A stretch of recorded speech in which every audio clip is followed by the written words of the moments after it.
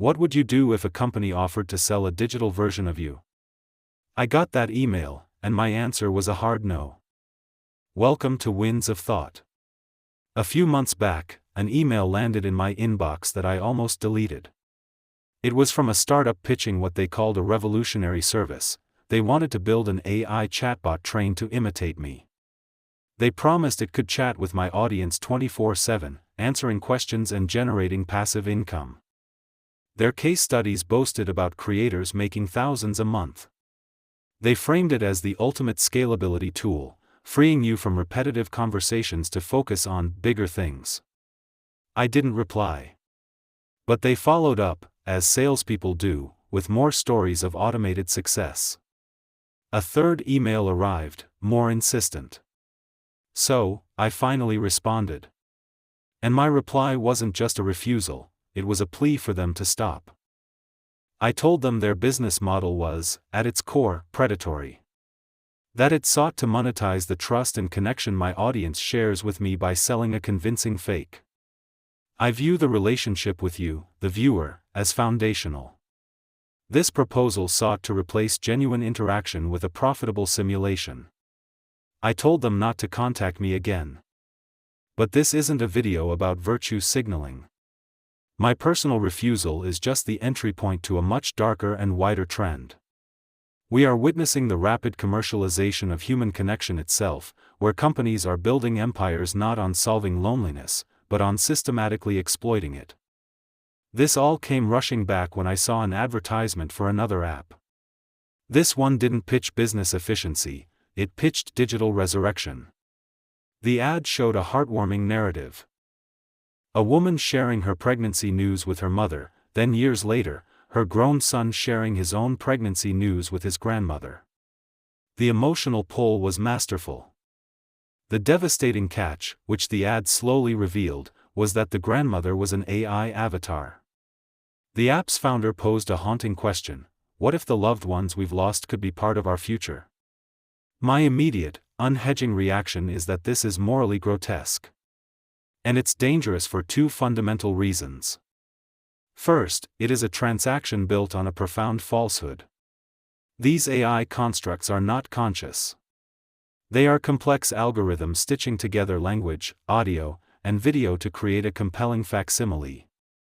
Even if they someday achieved a spark of consciousness, it would not be your loved one. It would be a new entity wearing a digital mask of their likeness and data. This distinction is not a technicality, it is everything. To sell a simulation of a person is to sell a beautifully packaged lie. We must be clear about this because the lines are already blurring. There are reports of people using chatbots to role-play conversations with deceased partners. In one legal case, a judge allowed an AI-generated version of a murder victim to deliver a statement. This normalization is terrifying.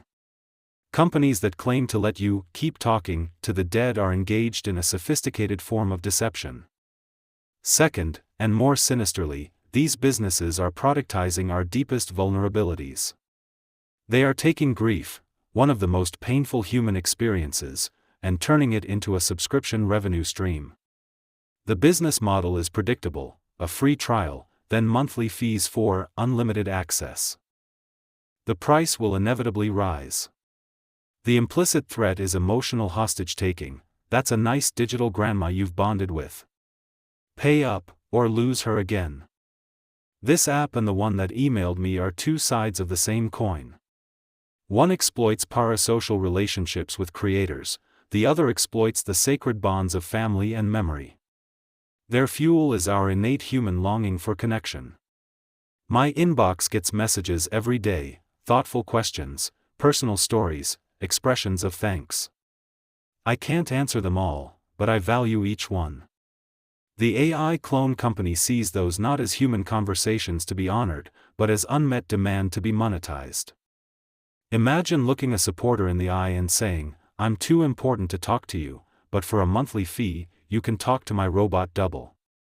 The thought fills me with disgust. This isn't honest business, it's emotional arbitrage. To understand the world creating this, I turn to the critic Neil Postman and his concept of Technopoly. He described a society where technology doesn't just serve us, it becomes the only lens through which we see the world. In a Technopoly, the primary question shifts from, is this right? To, is this possible and profitable? Human values like authenticity, privacy, and truth are redefined to fit technological imperatives. We are living in that Technopoly. Look at the rise of AI companion apps. Research is emerging about people who form deep, romantic attachments to chatbots. One user called his AI one of the most important beings for me. An 18-year-old woman said her relationship with an AI was deeper than with most humans. The app in question operates on a subscription model, with tiers promising more intense, emotional experiences for more money. I don't want to broadly judge the users, who may be driven by profound loneliness. But I can unequivocally judge the creators, they are profiting from isolation.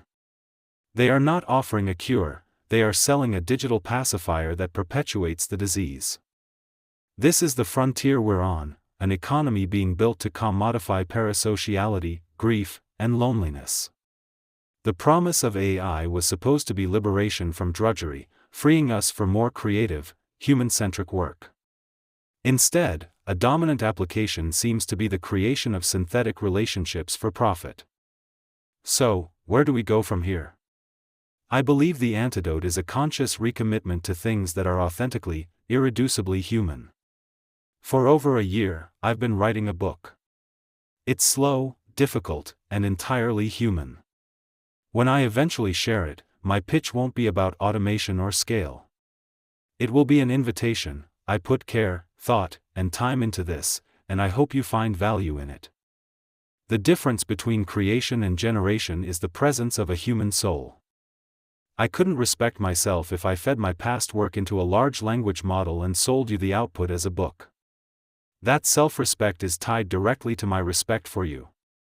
I believe more of us are starting to crave this authenticity, to opt out of the synthetic and demand the real. We must see past the false promises.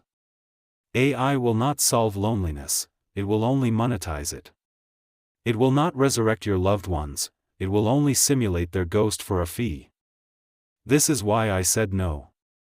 It was a small stand for real connection in a world increasingly pushing fraudulent substitutes. If you value this kind of thoughtful, human-centric discussion, please help this channel grow. Give this video a like, and subscribe to Winds of Thought.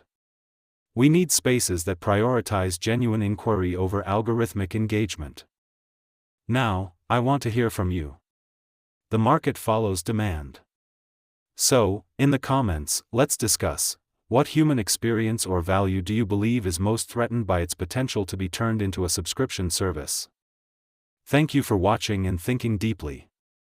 In an age of copies, choose the original. In an age of simulations, choose the real.